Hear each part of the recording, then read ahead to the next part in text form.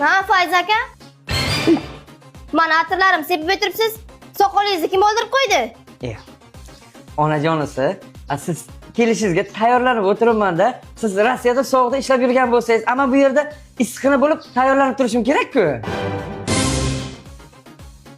Mana bu. O'ylagingiz. Bu safar cho'g'i kam. Sababi qo'shnini xotinida eshitdim. Choyxonaga borib xotinimni puliga kayf safo qilaman deb katta ketibsiz, ha?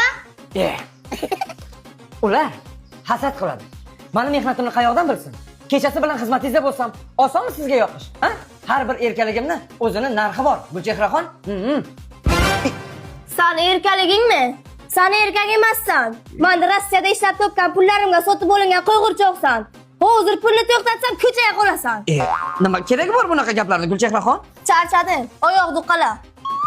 Men Jon deyman. Mana bit servis boshlandi.